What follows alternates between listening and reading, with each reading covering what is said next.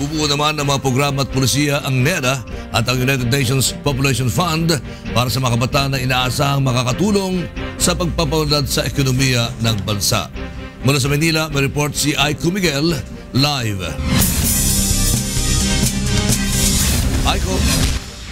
Yes, Lakay, batay sa pag-aaral ng United Nations Population Fund, 10% ng 100 milyong populasyon ng Pilipinas ay binubuo ng mga kabataang nasa edad 10 o 10 hanggang 19 na taong gulang. Sa age bracket naman na 15 to 19 years old na mga Pilipina, isa sa 10 dito ay may mga anak na. 78% naman ng mga kabataan ang may karanasan na sa premarital sex dahil ng mapanganib na pagbubuntis at pagkakaroon ng sexually transmitted diseases.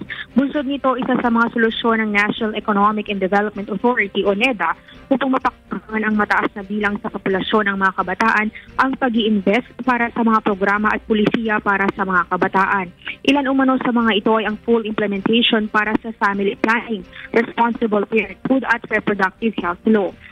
Ito ang pagsuporta sa mga programa ng pamahalaan kaugnay ng reproductive rights, pagpapaunlad sa karapatan sa kalusugan at edukasyon, at pagbibigay ng maayos na trabaho para sa mga kabataan.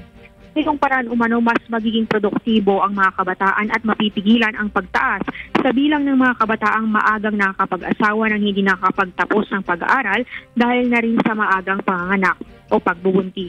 Sa mga pulisiyang ipapatupad, mapapalawak din ang kanilang kaalaman at maiiwas sila sa panganib na maidudulot ng maagang pagtalik, accidental pregnancies o maagang pagbubuntis ng mga kabataan, maging ang mga sakit na nakukuha dahil sa sexual transmission. Samantala, Lakay, sa Lunes, July 11, gaganapin ang World Population na may temang Investing on Teenage Girls sa Rizal Stadium. Inaasahan naman itong dadaluhan ni Vice President Leni Robredo at mga kalihim ng Department of Health at Department of Education.